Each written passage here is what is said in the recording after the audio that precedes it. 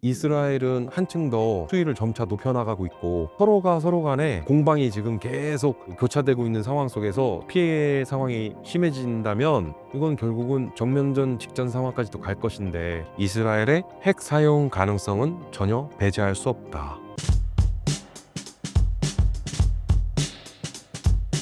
예, 여러분 안녕하세요. 상지대학교 군사학과의 최기일입니다. 오래간만에 또 출연을 하게 된 것 같은데요. 최근에 불안정한 국제 정세 속에 해외의 다양한 토픽들을 여러분들과 함께 알아보는 시간을 가져보도록 하겠습니다. 최근 이란과 이스라엘의 상황은 어떤가요?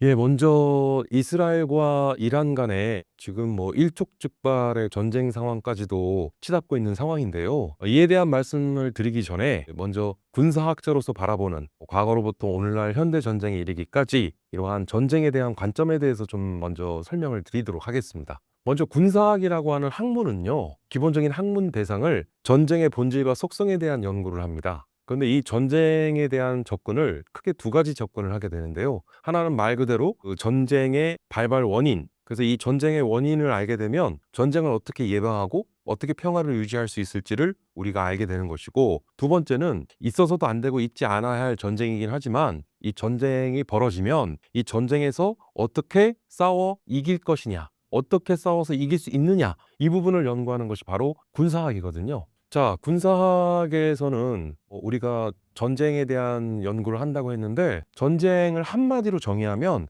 평화의 부재를 의미합니다. 다른 말로 전쟁과 평화에 있어서 평화를 한마디로 정의하면 이제 전쟁의 부재가 되겠죠. 그러니까 이러한 전쟁과 평화는 뗄래야 뗄 수 없는 관계인데요. 자, 오늘날 우크라이나와 러시아 간에 2022년 전쟁이 벌어졌고 그 이전에도 그렇지만 최근까지도 중동 지역 그리고 뭐 우리 동북아시아 지역과 그리고 중국과 대만 간의 양안 문제라든가 사실 오늘날 전 세계적으로 어떤 전쟁 발발에 대한 이런 전쟁 분위기가 고조되고 있는 것은 분명한 사실입니다. 참 안타깝게도 최근에 이스라엘과 이란 간에 양측 간에 지금 엄청난 미사일 공격에 또 그 보복 공격을 감행하는 등 지금 자칫 제3차 세계대전이 벌어진다고 하면 이 중동 지역의 이스라엘과 이란 간의 전쟁이 3차 세계대전으로까지 번지는 것 아니냐, 그런 우려를 또 많이 낳고 있는데요. 자, 이스라엘과 이란은요, 역사적으로 볼 때 근 100년 가까운 기간 어떻게 보면 그 악연은 굉장히 역사가 깊습니다. 그리고 또 이 중동 지역 정세에 대한 이해를 하기 위해서는요, 중동 지역 국가들인 이슬람 국가들, 그리고 이 이슬람 국가들 안에서도 다시 수니파와 그리고 시아파라고 하는 종교적 이해로부터 역사적, 문화적, 정치적, 그러니까 굉장히 복잡한 메커니즘 속에 그러한 아주 복잡한 헤게모니가 중동 지역 정세의 중요한 작용 원리 중에 하나인데, 이란과 이스라엘 간의 이 해묵은 어떤 갈등과 그리고 자칫 전쟁으로까지 번질 뻔했던 과거 여러 그런 사건과 사고들이 있었는데, 최근에 이러한 이스라엘과 이란 간에는 좀 심상치 않은 기류가 지금 나타나고 있습니다. 이스라엘이 이란의 핵시설과 그리고 군사시설에 대한 대규모 미사일 공격을 감행하고 있는데, 이에 대해 이란도 이스라엘에 대해서 지금 보복 공격을 감행했거든요. 양측의 피해 규모와 사상자 수가 점차 늘어나고 있는 상황인데, 이스라엘의 이란에 대한 첫 번째 공격에서는 이란 정규군인 국방부와 그리고 이란 혁명수비대의 주요 지휘관들과 그다음에 부사령관 등이 이스라엘의 이러한 정밀 폭격으로 인해서 사망을 하게 되거든요. 지금 현재 외신 기사로만 드러난 부분을 좀 추려서 보자면 지금 이란의 군부 지도자 80%가 이미 제거가 됐다고 지금 외신에선 보도를 하고 있을 정도니까, 이란 입장에서는 이란 내부의 군부 강경 세력이나 또는 이란 내부에서의 여론은 이스라엘에 대해서는 지금 굉장히 안 좋은 상황이죠. 그리고 이스라엘에 대해 보복 공격을 감행을 했어요. 근데 눈여겨볼 부분은 이스라엘에 대한 이란의 보복 공격에서 이란이 그동안 한 번도 꺼내 보이지 않았던 새로운 신무기들, 새로운 어떤 미사일들을 사용을 했다라는 점. 그래서 이스라엘도 지금 점차 민간인 시가지 지역뿐만 아니라 이스라엘의 뭐 공군 기지나 그다음에 주요 시설에 대한 지금 타격이 점차 심해지고 있는 상황인데, 두 가지 상황입니다. 그러니까 이제 첫 번째는 이스라엘은 전 세계에서 내로라 할 정도의 고도의 미사일 방공망을 갖고 있습니다. 그래서 이걸 아이언 돔이라고 하는데요. 여기에 아이언 빔을 또 추가해서, 빔이니까 이제 레이저 요격까지 하는 거죠. 레이저로 요격을 하는 건데, 잠깐 미사일 요격 체계를 말씀드리면, 이제 우리가 흔히 미사일 대공방어 체계를 MD라고 하거든요. 이 MD는 미슬 디펜스의 약자입니다. 그래서 미사일을 미사일로 요격하는 방식인데, 이 미사일 요격 시에는 다층 방어 체계라고 하여 1차 요격 시도를 고고도에서 시도를 하고요. 다시 실패 시에는 2차 요격을 중고도에서 실시를 합니다. 그리고 마지막 저고도에서 3차 요격 시도를 함으로써 다층으로 복합 방어 체계를 갖추고 있는 것이 미사일 방어 체계의 특징입니다. 또 하나는, 이제 미사일은 기본적으로 종말 단계의 요격을 시도하거든요. 그러니까 이제 미사일 기본 원리는, 사실 간단히 설명드리면, 미사일의 탄두를 제거하면 로켓이 돼요. 그리고 로켓에 탄두를 실으면 미사일이 됩니다. 그리고 이 미사일은 또 두 가지로 나뉘는 게, 하나는 탄도미사일이라고 하는 밸러스틱 미슬, 그리고 또 하나는 순항 미사일이라고 하는 크루즈 미사일로 구분을 하는데요. 이 미사일을 발사할 때는 멀리까지 쏘아 올려야 되기 때문에 일단 수직으로 고각 발사를 해요. 그럼 수직으로 고각 발사를 하게 되면 미사일이 고고도로 올라가기 위해서 그 추진체의 추진력을 이용해서 높은 고도로, 빠른 속도로 이제 고고도로 수직 상승을 하게 되고, 상승 이후에 이제 활공 단계를 거쳐서 하강을 하면서 목표물을 향해서 이제 미사일이 날아가게 되는데, 수직 발사된 미사일과, 그리고 이 미사일에 대한 기본적으로 탐지를 하게 되고, 그리고 미사일이 활공 단계를 거치면서 추적 단계를 거칩니다. 그리고 활공 단계에서 이제는 목표물을 향해서 하강하게 될 때, 그때 최종 탐지 식별 이후 이제 요격을 하는 4단계로 이루어지거든요. 근데 이제 문제는, 최근에 이스라엘의 이란에 대한 보복 공격에 대한 피해를 살펴보면 크가지 두 가지 측면인데, 하나는 전 세계에서 가장 고도화되어 있다라고 하는, 뭐 미국의 사드도 있고 러시아의 S-400도 있지만, 이스라엘의 촘촘한 대공 방어 체계의 방공망이 허점이 생긴 거 아니냐라고 하는 이야기가 나오는 게, 첫 번째는 사실은 물량 앞에 장사가 없다라는 거예요.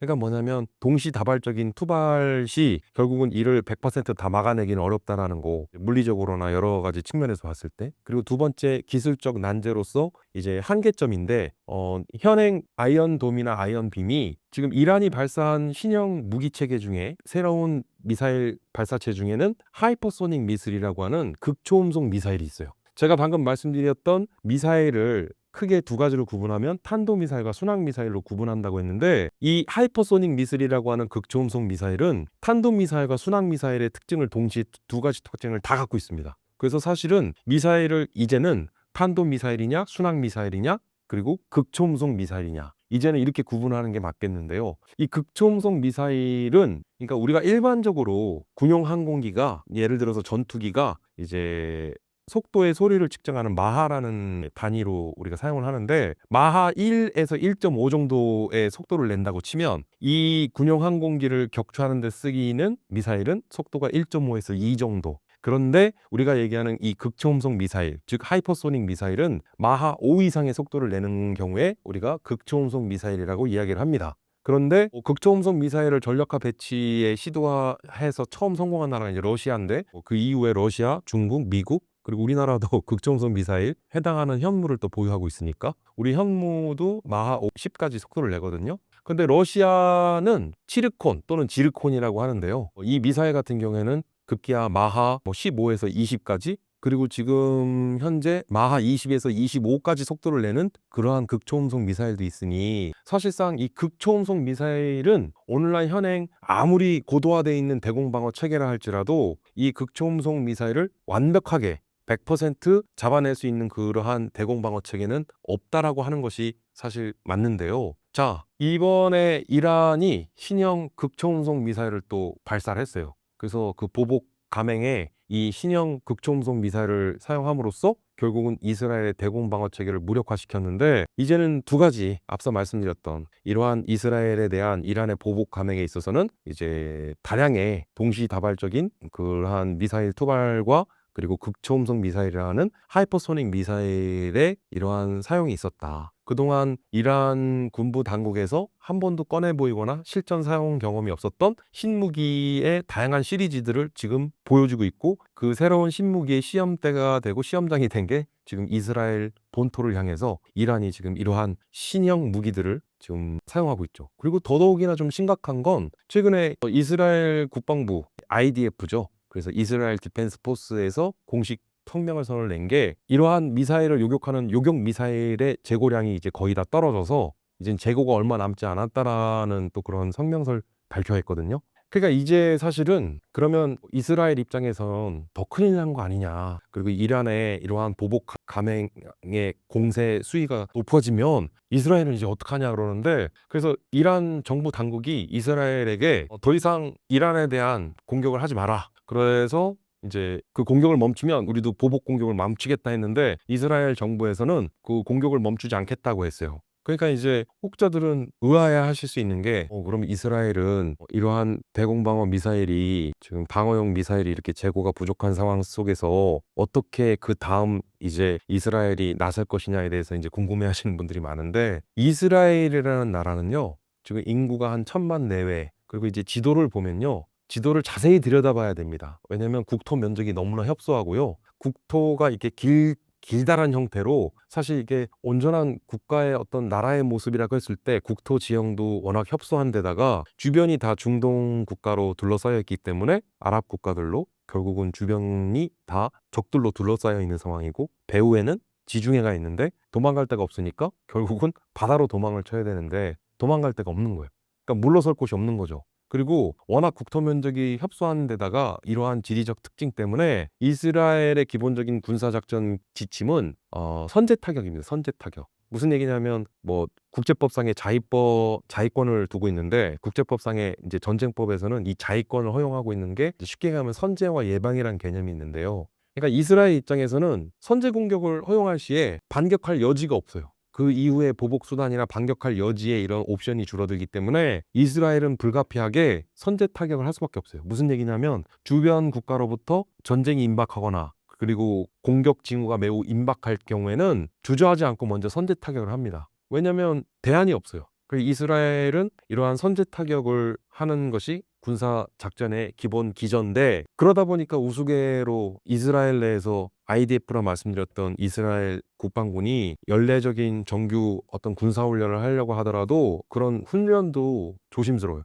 왜냐하면 이스라엘은 자체 군사 훈련을 하는 건데 주변 중동 국가들은 다 준전시 상황이 돼요. 이스라엘이 또 공격하러 오는 줄 알고. 그러니까 이스라엘이 지금 방어용 공격 무기가 지금 미사일 재고가 떨어져 가고 있다? 이건 더 이란에게는 심대한 위협이 될 수 있어요. 무슨 얘기냐면 공세가 한층 더 강화될 거라는 거죠. 그래서 이란 본토에 대한 타격과 그리고 타격 수단이나 수위를 한층 더 높일 확률이 있다. 그러다 보니까 이란과 이스라엘의 이러한 무력 충돌은 단순한 서로 간의 보복 공격을 감행하는 거에 그치지 않고 전면전으로 확대될 우려가 있다. 사실 국지전도 확전이 되면 전면전으로 벌어지는 거 아닙니까? 근데 지금 양상을 보면 이게 조금 숨고르기에 들어가거나 좀 한층 좀 수위가 낮아질 그러한 상황이 아닌, 오히려 지금 양측의 공세 수위는 한층 더 높아질 것으로 보여지는 가운데 미국도 군사적으로 개입을 하려고 지금 준비를 하고 있어요. 최근에 호르무즈 해협 인근에 대한 봉쇄도 염두에 두고 뭐 미국도 이러한 행보를 보이고 있는데, 사실 들여다보면, 그러니까 잠깐 그 전에 말씀드리면 이란이, 그러니까 지금 호르무즈 해협에 대한 봉쇄도 굉장히 중요한 부분인데, 그러면 이스라엘은 과연 왜 이란에 대해서 이러한 공격을 감행했느냐? 이란은 그동안 여러 차례 핵무기 개발에 노력을 해왔어요. 근데 핵무기 개발에 번번이 실패를 하죠. 미국이나 서방 또는 이스라엘의 방해 공작에 의해서 결국은 번번이 이러한 이란의 핵 개발 야욕이 좌초가 됐는데, 이란이 최근에 핵무기 개발 완성 단계에 거의 수위에 오르다 보니까 이스라엘 입장에서는, 이스라엘도 사실 핵 보유국이긴 합니다. 핵탄두를 한 20여 개에서 30여 개 정도 보유하고 있으니까 이스라엘 입장에서는 이란의 이런 핵 무기 개발 완성을 가만히 좌시할 수는 없었던 거예요. 그러니까 결국은 이란이 핵무기 개발에 거의 이제 개발 성공의 직전까지 오니까 결국은 더 이상 일종의 레드라인을 넘어서는 상황 속에 결국은 먼저 선제 공격을 감행할 수밖에 없었는데, 처음에는 이란 내에 핵시설과 주요 군사시설만을 타깃으로 한다고 했어요. 근데 지금 이란에 대한 공격은요 거의 무차별적이에요. 그리고 핵시설이나 군사시설뿐만 아니라 대표적으로 이란의 정유시설이나 산업시설도 지금 타격하고 있거든요. 그래서 이에 대해서 좀 의아해하시는 분들도 있는데, 이란이 이제 2015년 그 핵 확산 금지에 대한 일종 약속, 그 핵 핵 무기 개발에 있어서 핵 확산 금지에 대한 이행에 대한 노력을 하겠다라고 하는 이행 노력을 좀 보여주다가 결국은 2018년, 2019년 결국 또 강경기조로 또 핵무기 개발에 뛰어들다 보니까 결국은 당시 국제사회나 미국 등으로부터 각종 경제 제재를 받아요. 그 경제 제재 조치 중에 이제 석유 금수 조치로부터 해외 석유를 수출 못하도록 금지를 시켰어요. 근데 이란이 그 석유를 이제 중국에 수출을 해요. 그래서 중국에서 쉽게 얘기하면 택가리를 해서 이란산 원유를 들여와서 이제 그것들을 이제 이란이 또 해외에 또 원유로 수출하게 됐는데 오일머니를 어디다 썼을까요? 결국 핵무기를 개발할 때 핵무기 개발 자원으로 자금으로 썼던 거예요. 핵시설이나 군사시설뿐만 아니라 핵시설이나 군사시설과 직간접적으로 연관되는 모든 인원이나 자산까지도 다 타격을 하겠다라고 하는 거죠. 그러니까 이제 이런 것들이 지금의 어떤 이란이 지금 어떤 이스라엘로부터 이러한 뭐 공격을 받는 데 있어서는 그런 배경이 좀 있고요. 그리고 이제 이란과 이스라엘의 지금 이 상황이 지금 이제 뭐 당장의 어떤 전면전? 근데 이제 사실 이제 중간에 과정이 좀 있을 거예요. 무슨 얘기냐면 물론 그런 일이 없기를 바라고 그렇게 되지 않았으면 하는 바람이지만 만약에 이스라엘과 이란 간의 전면전으로 전쟁이 벌어진다? 근데 이제 지도를 살펴보면 이스라엘과 이란이 꽤나 거리가 많이 떨어져 있어요. 그래서 만약에 이란도 이스라엘과 전면전을 벌이려면 그 이스라엘로 통하는 주변 중동 아랍 국가들 있잖아요. 그 나라들로부터 어떤 용인을 받고 그러한 나라들과 어떤 동의를 받고 또 어떤 합의를 통해서 결국은 이스라엘 혼자만의 단독이 될 수 없고 그 이스라엘에 이르기까지의 이스라엘로 통하는 그 지역의 국가들로 하여금 암묵적인 승인 내지는 암묵적인 동의하에 이제 그런 것들이 벌어져야 된다는 것인데 단순히 이란만이 아니죠. 왜냐하면 이란의 비호를 받고 있는 하마스라든가 그 여러 무장 단체들 그 이스라엘에 대한 이스라엘을 적대시하고 있는 중동의 아랍 국가들 있지 않습니까? 이제 결국은 그 단체들 그 또 국가들 결국은 그러한 어떤 연합 연맹 체제에서 결국은 이란은 어떤 이스라엘에 대한 어떤 그런 공세 조치를 강화하려 나갈 것인데 결국은 이거에 또 그런 과정과 절차를 거쳐야 된다. 그래서 직접적인 전면전까지는 시간이 조금 그리고 과정이 조금 걸릴 수 있는데 사실은 지금 이란과 이스라엘 뭐 내일 당장이라도 전면전이 벌어진다고 했을 때 전혀 이상하지 않은 상황임은 분명한 것이죠. 만약 핵전쟁으로 커진다면 어떤 일들이 벌어질까요? 상당히 좀 조심스러워요. 왜냐하면 2022년 우크라이나와 러시아 간의 전쟁에서도 많은 군사학자들이나 전문가들 사이에서는 뭐 전쟁 발발 가능성을 무시할 수는 없지만 그래도 이러한 대규모 전쟁이 벌어질 것이냐에 대해서는 상당히 회의적이었거든요. 근데 저는 그냥 냉정하게 보자면 우크라이나와 러시아 간의 전쟁 발발 가능성은 약간 필연적으로 전쟁이 벌어질 수밖에 없지 않을까 그런 생각을 했거든요. 근데 이제 불행히도 제 예상이 좀 맞았던 것인데 지금의 이스라엘과 이란? 사실 이게 극단적인 상황이 되고 양측의 피해가 점점 심해지면서 이제 전면전 상황으로 갔을 때 이스라엘 입장에서는 최선의 방안을 선택할 거예요. 이스라엘의 입장에서 최선의 방안은 뭐죠? 우리 측 아군의 피해 규모는 줄이고 단기간 내에 이러한 전쟁 상황을 종식시키기 위한 그런 최후의 수단을 사용할 확률이 높다. 이스라엘은 그걸 또 보여줄 수 있는 나라라고 좀 보여요. 그래서 다른 나라도 아니고 이스라엘이기 때문에 저도 지금 염려가 많이 되는데 제게 3차 세계대전이 중동 지역에서 특히 이란과 이스라엘 간의 전쟁이 결국 제3차 세계대전으로 벌어지는 것 아니냐? 이런 우려가 많고 그리고 이 3차 세계대전이 벌어진다고 했을 때 이 전쟁이 핵무기가 사용되는 핵전쟁에 대한 발발 가능성? 그동안에 약 50년이 넘는 반세기가 넘는 기간 동안 우리가 냉전 시대를 겪을 때 그 냉전 시절의 가장 큰 공포가 그거였어요. 핵전쟁에 대한 공포. 그래서 이제 그 공포에 의해서 사실 전쟁이 억제된 거고 핵전쟁이 억제된 거거든요. 그래서 이거는 이제 공포에 의한 억제라고도 얘기를 합니다. 이거를 이제 학문적으로는 우리가 거부적 억제니, 응징적 억제니 또는 보복적 억제라는 이야기를 또 많이 하는데 당시 그래서 상호 확증 파괴 또는 또 상호 확증 억제 전략이라고 해서 매드 영어의 단어 중에는 이제 매드를 미친이라고 또 용어를 해석하는데 이제 Mutual Assured Destruction이라고 하는 이런 상호 확증 파괴 또는 상호 확증 억제 전략이 매드 즉 핵을 보유한 국가가 미치지 않고서는 핵을 보유한 다른 국가에 대해서 핵 공격을 할 수 없다라고 하는 것이 이 상호 확증 억제, 상호 확증 파괴 전략의 핵심인데, 이 이론이 지난 반세기 동안의 냉전 시절에는 이게 거의 어떤 가장 중요한 그러한 냉전 시대를 대표했었던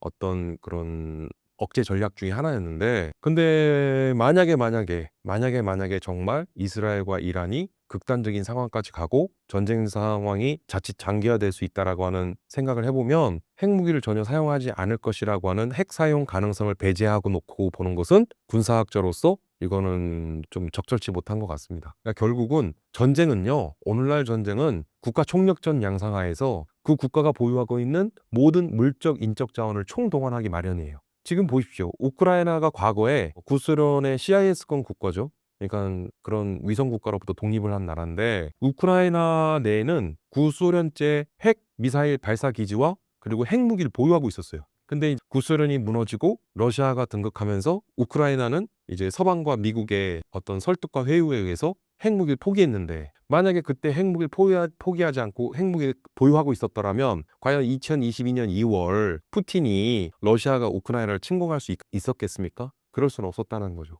지금 이스라엘에 대한, 이란에 대한 전면적 공격, 그러니까 지금 이스라엘은 한층 더 지금 수위를 점차 높여나가고 있고, 지금 서로가 서로 간에 약간 공세와 방어와, 그러니까 지금 공방이 지금 계속 교차되고 있는 상황 속에서 점차 수위가 고조되고 피해 상황이 심해진다면 이건 결국은 정면전 직전 상황까지도 갈 것인데, 이스라엘과 이란 간의 어떤 전면전 상황을 가정해 놓는다면 그러한 상황에서는 이스라엘의 핵 사용 가능성은 전혀 배제할 수 없다. 이제 새 정부가 들어섰는데요. 올해가 외교적으로 굉장히 중요한 해라고 하는데 어떤 내용일까요? 6월 15일부터 17일까지 이제 G7 회의가 개최가 되는데요. G7이 의미하는 것은 그룹 오브 세븐이라고 해서 전 세계 경제 분야 선진국 7개국을 일컫는 용어입니다. 그래서 이 G7에 해당하는 나라는 미국과 일본, 영국과 프랑스, 독일, 그리고 이탈리아와 그리고 캐나다가 해당이 되고요. 이 7개 국가를 우리가 G7 국가라고 하는데, 이 G7이라고 하는 국가를 선정하게 된 기준은 이제 IMF 세계 국제통화기금에서 이 7개 경제 선진국을 정해서 G7이 만들어지게 됐습니다. G7 외에도 G11 내지 D12까지도 이야기가 나왔었는데, 그러면 G7이라 말씀드렸던 7개 국가 외에 이 11은 어디냐? 여기에는 이제 인도와 러시아, 그리고 한국과 호주가 해당이 되고요. 여기에 그러면 12번째 국가까지 포함하자면 이제 브라질. 근데 지금은 현재는 G7이라고 하죠. 그래서 지금 이재명 대통령도 이 G7 회의에 참석을 하게 됐는데, 이에 대해서도 인터넷에 좀 많은 이야기들이 있더라고요. 그래서 이제 정확한 팩트를 말씀드리면 G7에 해당되는 국가들이 공식 그 대상국이에요. G7 회의에 참석해야 되는 대상국은 지금 말씀드렸던 7개 국가가 공식 대상국이고, 여기에 초청국이 있어요. 그리고 이 초청국 이외에 참관국이 있습니다. 그래서 이 G7 회의에 우리 대한민국은 참관국의 지위로서 이 회의에 참석하게 된 거죠. 그러니까 이제 사실은 우리나라가 3050 클럽에도 가입이 돼 있고, 전 세계 경제 대국 우리도 10번째 손가락 안에 딱 손에 꼽을 정도로 우리도 이제 경제 대국 반열에 올랐는데, 지금은 G7까지는 아니어도 G10까지 가능한 거죠, 우리는.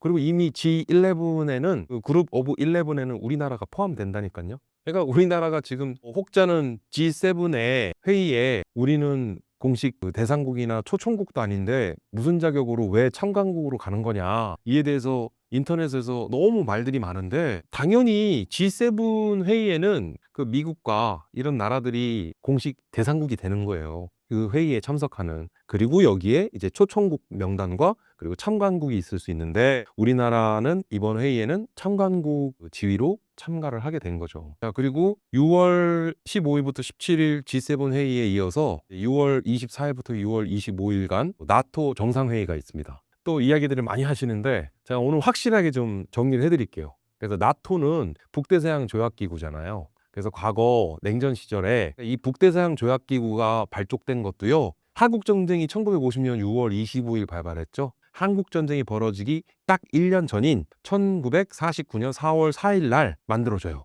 그래서 이 나토 현 회원국은 현재 32개 회원국입니다. 나토 정상회의에는 기본적으로 참가 대상 국가는 이 32개 나토 회원국에 가입되는 회원국이 참여를 하는 거예요. 그럼 한국 대통령은 여기 가야 되냐? 매년 갔어요.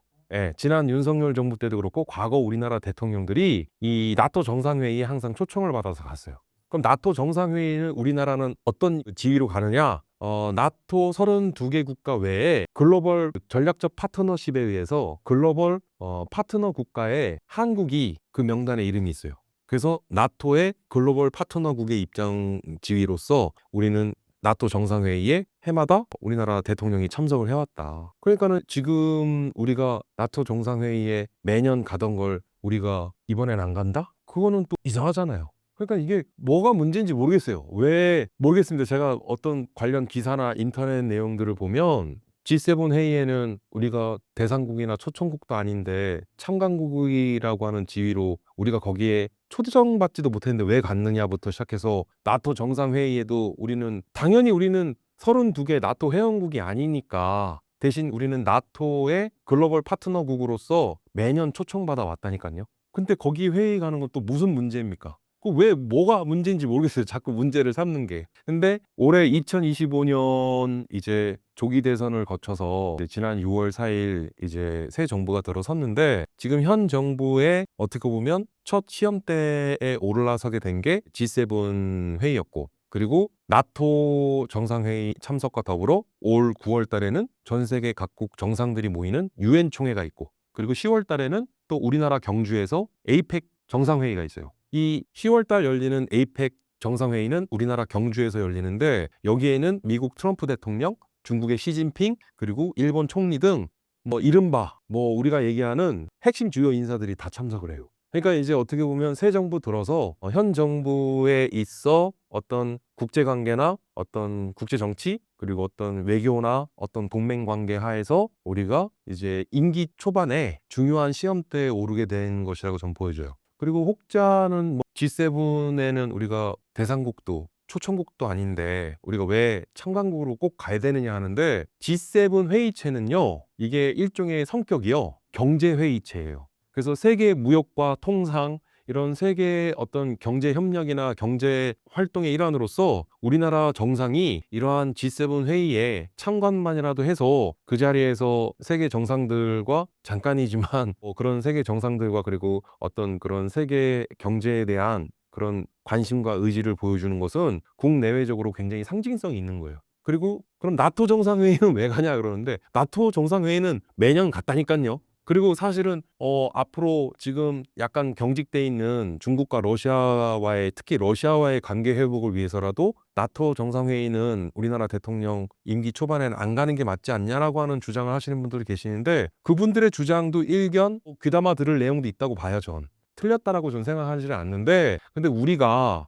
사실은 국제사회에서의 우리 대한민국의 위치와 우리의 지위와 우리의 역할이 굉장히 중요하거든요. 그러니까 무슨 얘기냐면 2022년 우러 전쟁이 발발된 이후로 러시아와 사실 그 전 정부까지는 좀 껄끄러운 관계였어요. 그래서 지금 앞으로의 대러 어떤 외교나 앞으로 통상 그다음에 이런 외교 관계를 좀 정상화하고 다시 재구축해 나가는데 현 정부에 큰 숙제가 있다고 전 보는데 지난 이번 대선에서도 공약에 반영이 돼 있던 것이 북극 항로를 개척한다라든가 뭐 이것도 사실은 뭐냐면 제가 외신 쪽 AFP 통신이나 해외 외신 쪽 기자들이 6월 3일 대통령 선거 이전에 저한테 물어봤던 게 그거였어요. 만약에 다음 차기 정부가 민주당 정부가 들어선다면 차기 정부에서의 어떤 러시아와의 관계 회복이나 러시아와의 어떤 뭐 이런 좀 관계 형성은 좀 어떻게 바라보냐 해서 러시아와의 이러한 관계 회복과 정상화를 위해서 노력할 것이라고 보이지고 그러한 여러 공약들의 눈에 띄는 게 있다. 그 첫 번째가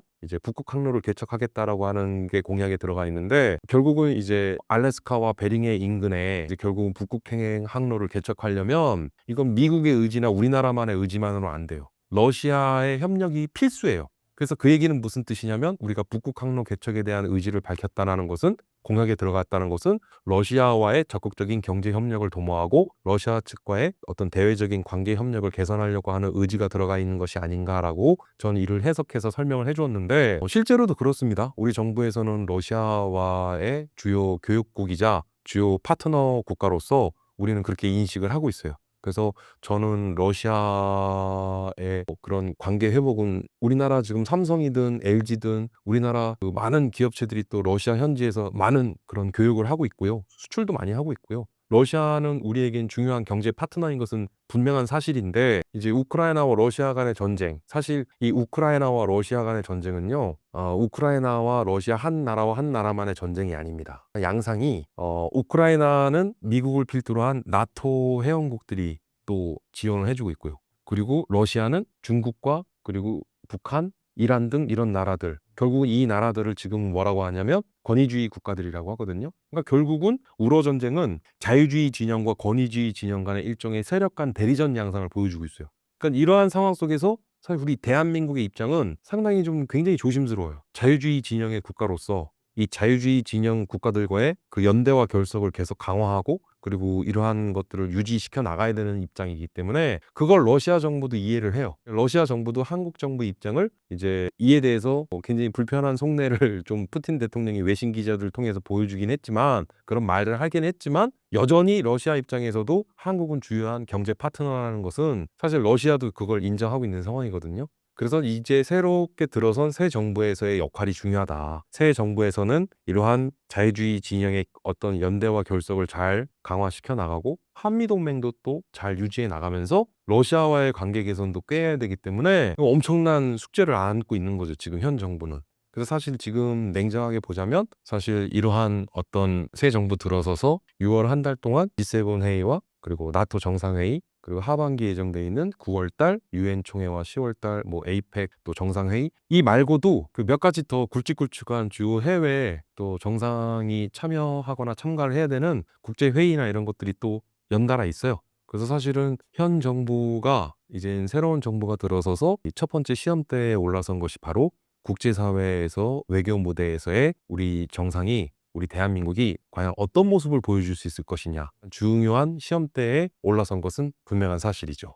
이란 이스라엘 전쟁의 미국의 역할은 무엇인가요? 지금 이란과 이스라엘 간에 이러한 또 어떻게 보면 전쟁 상황까지도 갈 수 있는 그러한 절체절명의 긴박한 상황 속인데요. 여기 이제 또 중요한 역할을 하는 게 바로 미국입니다. 그러니까 미국이 왜 중요한 역할을 하냐면 사실 그 전에 이제 이스라엘과 미국과의 관계를 좀 들여다봐야 돼요. 최근에는 한 나라의 안보를 그 나라 스스로 지키는 시대가 아닙니다. 그래서 집단 안보 체제라든가 집단 방위 체제에 대한 부분이 굉장히 중요해졌는데 집단 안보라고 하는 것은 유엔과 같은 국제 연합 체제를 집단 안보 체제라고 해요. 그리고 집단 방위 체제는 가령 나토와 같은 북대서양 조약 기구와 같은 그런 나토를 중심으로 한 체제 이런 것들을 또 집단 방위 체제의 대표적인 사례로 드는데 사실 집단 안보보다는 집단 방위가 어떤 안보 동맹에 있어서는 그 결속이 훨씬 더 강력한 거죠. 근데 이러한 집단 안보나 집단 방위보다도 가장 확실한 안보에 있어서의 보험은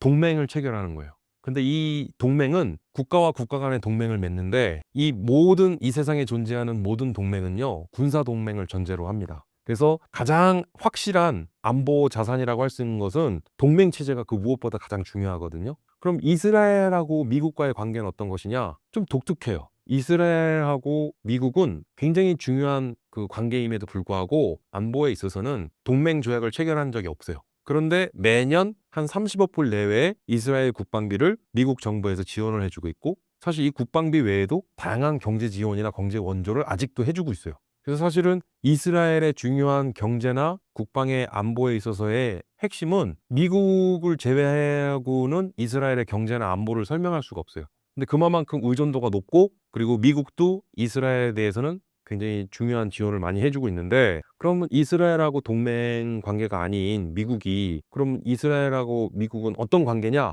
전략적 파트너십이라고 얘기를 해요. 근데 이 전략적 파트너십이라는 것은 앞서 말씀드렸던 우리가 집단 안보나 집단 방위 체제 그리고 동맹 체제 말고도 경우에 따라선 가장 강력한 안보 자산 수단이 될 수 있는 게 전략적 파트너십이라고 하는 게 있어요. 그래서 이 전략적 파트너십의 가장 결속이 단단한 사례가 미국과 이스라엘 관계예요. 그래서 사실상 이스라엘이 전쟁이 벌어지면 이건 이스라엘만의 전쟁은 아니에요. 만약에 이스라엘과 이란이 전면전을 벌이면 어떤 형태로든 직간접적으로 미국이 개입을 하고 미국이 연루될 거예요. 그럼 결국은 이스라엘은 이란을 상대로 혼자 싸우는 게 아니죠. 그리고 이란도 알죠. 이란이 만약에 이스라엘과 전면전을 벌인다고 하면 미국도 상대해야 되는 걸 이스라엘도 압니다. 그러니까 이란이 알고 있어요.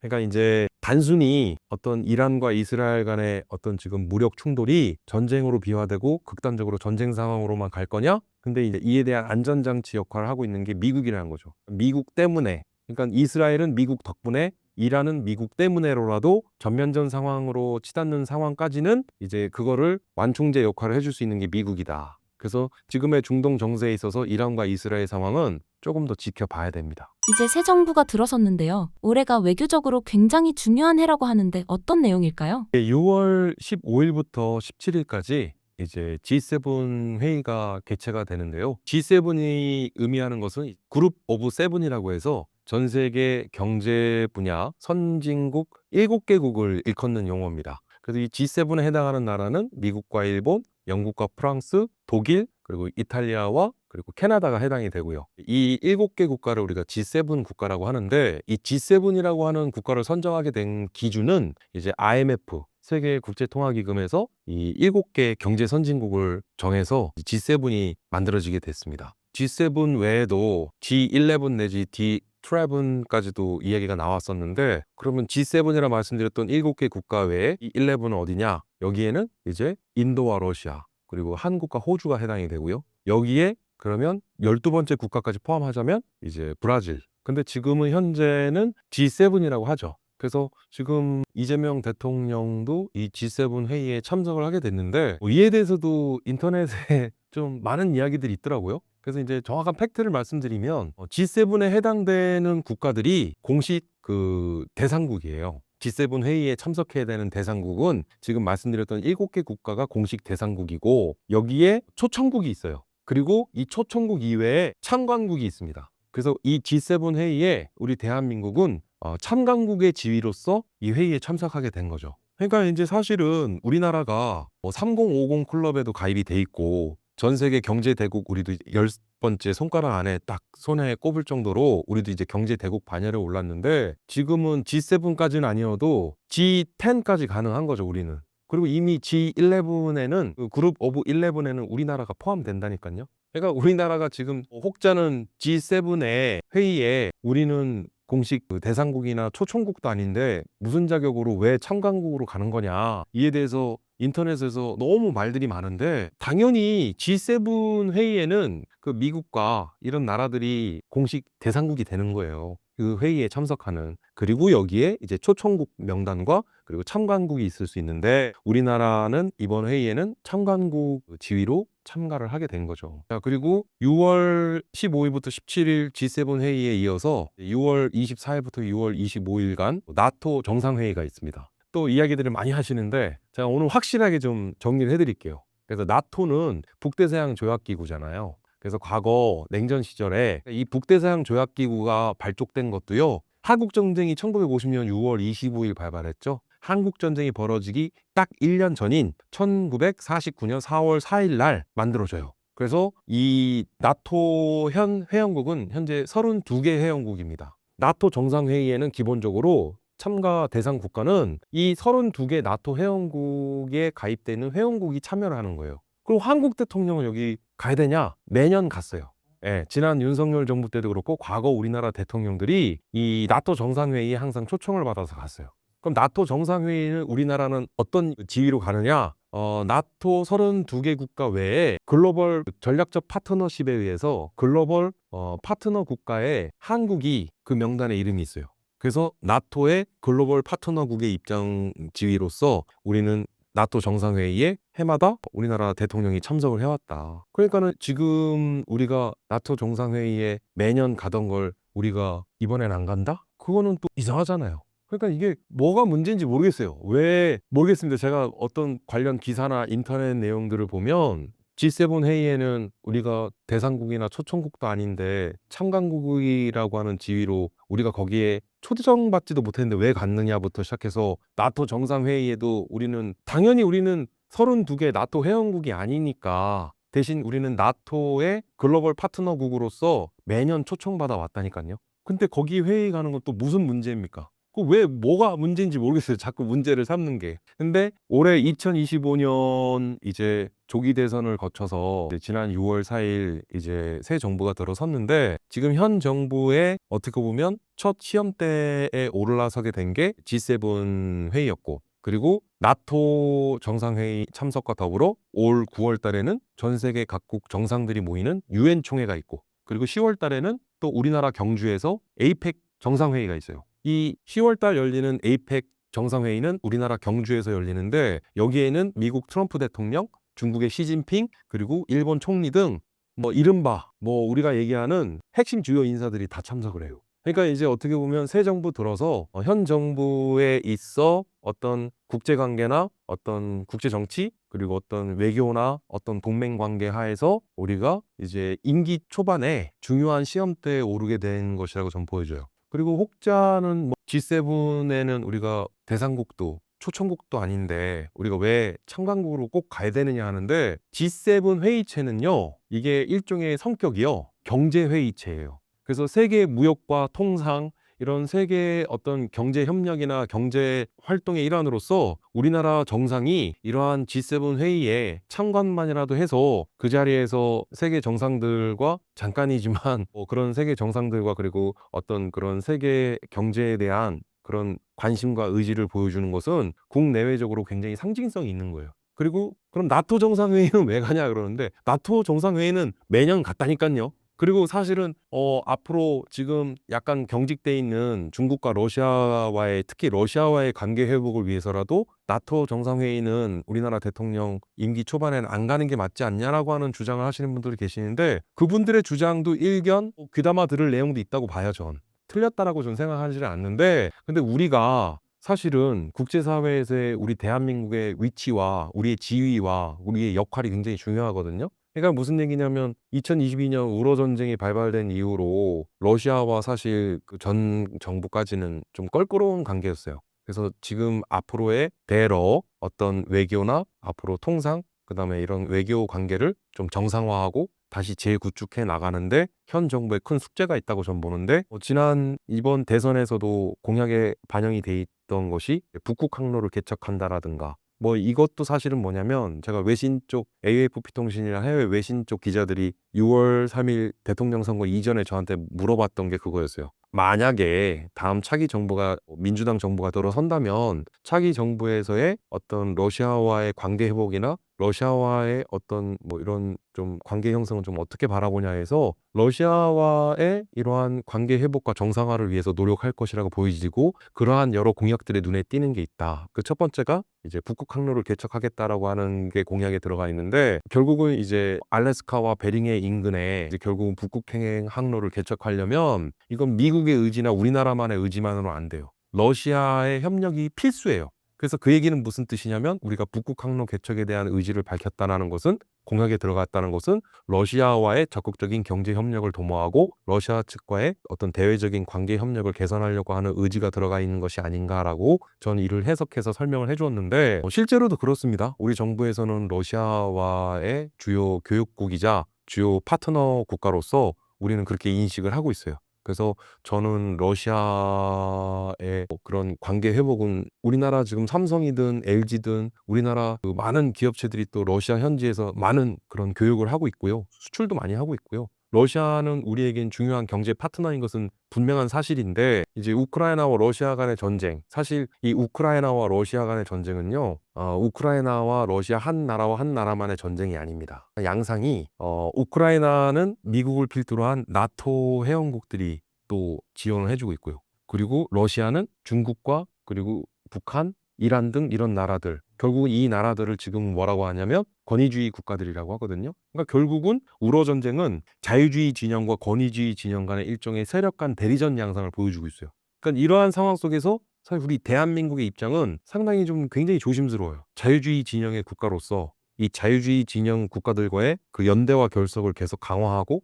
그리고 이러한 것들을 유지시켜 나가야 되는 입장이기 때문에 그걸 러시아 정부도 이해를 해요. 러시아 정부도 한국 정부 입장을 이제 이에 대해서 굉장히 불편한 속내를 좀 푸틴 대통령이 외신 기자들 통해서 보여주긴 했지만 그런 말을 하긴 했지만 여전히 러시아 입장에서도 한국은 주요한 경제 파트너라는 것은 사실 러시아도 그걸 인정하고 있는 상황이거든요. 그래서 이제 새롭게 들어선 새 정부에서의 역할이 중요하다. 새 정부에서는 이러한 자유주의 진영의 어떤 연대와 결속을 잘 강화시켜 나가고 한미동맹도 또 잘 유지해 나가면서 러시아와의 관계 개선도 꾀해야 되기 때문에 엄청난 숙제를 안고 있는 거죠. 지금 현 정부는.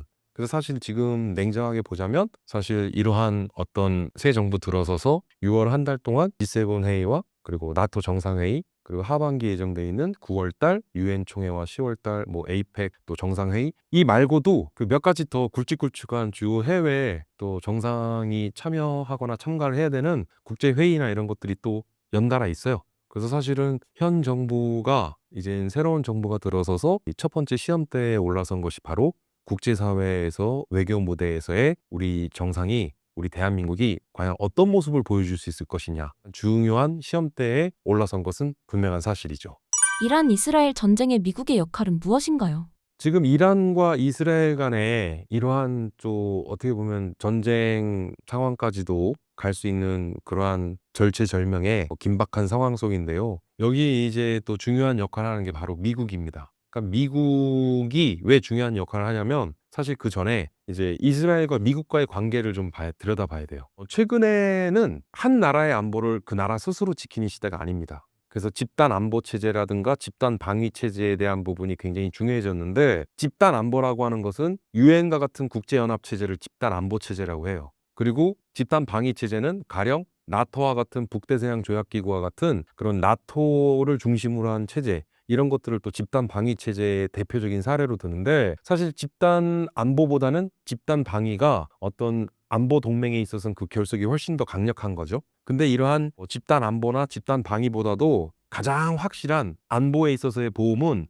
동맹을 체결하는 거예요. 근데 이 동맹은 국가와 국가 간의 동맹을 맺는데 이 모든 이 세상에 존재하는 모든 동맹은요 군사 동맹을 전제로 합니다. 그래서 가장 확실한 안보 자산이라고 할 수 있는 것은 동맹 체제가 그 무엇보다 가장 중요하거든요. 그럼 이스라엘하고 미국과의 관계는 어떤 것이냐? 좀 독특해요. 이스라엘하고 미국은 굉장히 중요한 그 관계임에도 불구하고 안보에 있어서는 동맹 조약을 체결한 적이 없어요. 그런데 매년 한 30억 불 내외의 이스라엘 국방비를 미국 정부에서 지원을 해주고 있고 사실 이 국방비 외에도 다양한 경제 지원이나 경제 원조를 아직도 해주고 있어요. 그래서 사실은 이스라엘의 중요한 경제나 국방의 안보에 있어서의 핵심은 미국을 제외하고는 이스라엘의 경제나 안보를 설명할 수가 없어요. 근데 그만큼 의존도가 높고 그리고 미국도 이스라엘에 대해서는 굉장히 중요한 지원을 많이 해주고 있는데 그러면 이스라엘하고 동맹 관계가 아닌 미국이 그럼 이스라엘하고 미국은 어떤 관계냐? 전략적 파트너십이라고 얘기를 해요. 근데 이 전략적 파트너십이라는 것은 앞서 말씀드렸던 우리가 집단 안보나 집단 방위 체제 그리고 동맹 체제 말고도 경우에 따라선 가장 강력한 안보 자산 수단이 될 수 있는 게 전략적 파트너십이라고 하는 게 있어요. 그래서 이 전략적 파트너십의 가장 결속이 단단한 사례가 미국과 이스라엘 관계예요. 그래서 사실상 이스라엘이 전쟁이 벌어지면 이건 이스라엘만의 전쟁은 아니에요. 만약에 이스라엘과 이란이 전면전을 벌이면 어떤 형태로든 직간접적으로 미국이 개입을 하고 미국이 연루될 거예요. 그럼 결국은 이스라엘은 이란을 상대로 혼자 싸우는 게 아니죠. 그리고 이란도 알죠. 이란이 만약에 이스라엘과 전면전을 벌인다고 하면 미국도 상대해야 되는 걸 이스라엘도 압니다. 그러니까 이란이 알고 있어요. 그러니까 이제 단순히 어떤 이란과 이스라엘 간의 어떤 지금 무력 충돌이 전쟁으로 비화되고 극단적으로 전쟁 상황으로만 갈 거냐? 근데 이제 이에 대한 안전장치 역할을 하고 있는 게 미국이라는 거죠. 미국 때문에. 그러니까 이스라엘은 미국 덕분에 이란은 미국 때문에로라도 전면전 상황으로 치닫는 상황까지는 이제 그거를 완충제 역할을 해줄 수 있는 게 미국이다. 그래서 지금의 중동 정세에 있어서 이란과 이스라엘 상황은 조금 더 지켜봐야 됩니다. 앞으로 국제 정세를 어떻게 전망하시나요?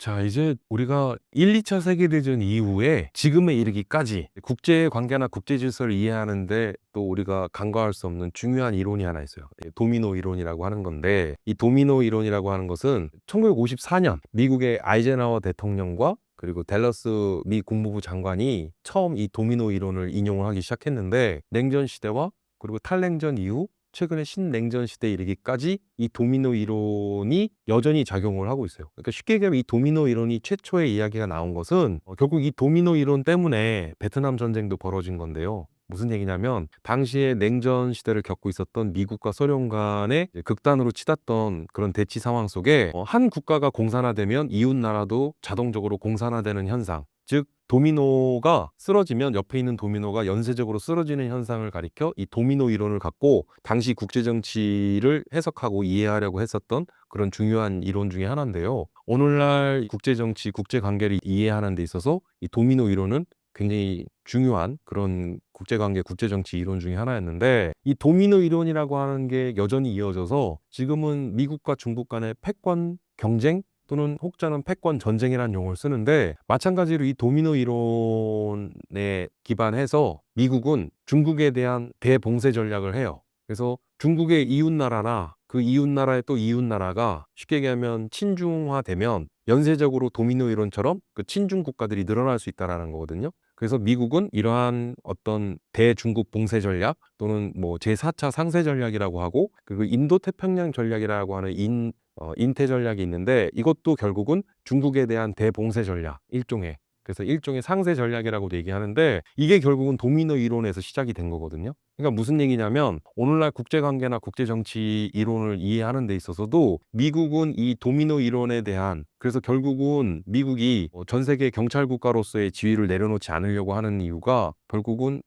자국의 국익과 자국의 이익에 결부시켜보면 미국의 이익에 부합해야 된다는 것인데 결국은 친중 국가들이 늘어나고 친중 세력이 늘어난다. 그리고 또 예를 들어서 이란과 같은 권위주의 세력이나 또는 이란과 같은 권위주의 국가들의 세력이 새 확산이 된다면 미국 입장에서 이게 국익에 도움이 안 된다는 거예요. 그래서 더더욱이나 이런 부분들 때문에라도 국제관계나 국제정치를 이해할 때 결국은 지금 현재 과거에 1950년대에 당시 한국전쟁도 북한과 한국만의 전쟁은 아니었어요. 즉 당시는 공산주의 진영과 민주주의 진영 간의 세력 간 대리전이었고 오늘날에는 이제는 권위주의 국가의 권위주의 진영과 자유주의 진영 간의 또 세력전 대리전이 벌어지고 있는 상황인데 그래서 뭐 집단 안보니 집단 방위 그리고 또 더 나아가서는 동맹 그다음에 전략적 파트너십에 대한 부분들까지 우리는 이런 것들 다 아울러서 국제관계나 국제정치를 이해를 해야 되는데 복잡해요.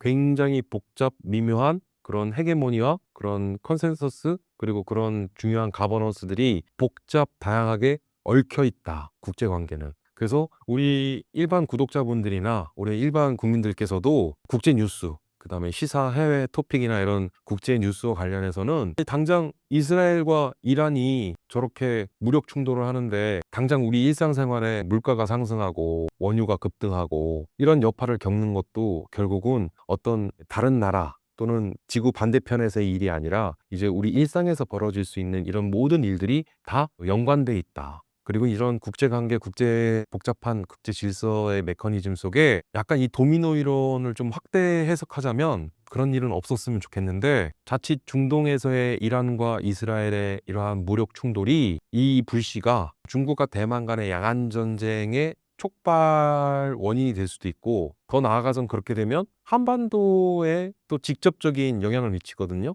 그래서 이거는 단순히 이란과 이스라엘만의 문제가 아니다라는 거예요. 그래서 이스라엘은 미국이나 나토 그리고 우리나라와 같은 자유주의 진영 그리고 이란으로 보자면 이란은 중국과 러시아와 북한 등 결국은 이 권위주의 세력이거든요. 그래서 지금의 이런 도미노 이론이 어떻게 보면 약간 도미노 이론의 망상이라는 표현도 하는데 그런 일들이 벌어져서는 안 된다는 거예요. 왜? 그 도미노 이론 때문에 베트남 전쟁이 벌어졌던 거거든요. 그 이후에도 수많은 이제 오늘날 현대에 있어서의 최근 한 근 반세기 동안에 벌어졌던 무력 충돌과 전쟁의 원인이 됐던 것은 결국 이 도미노 이론이라고 하는 그런 도미노 이론의 망상, 도미노 이론의 저주.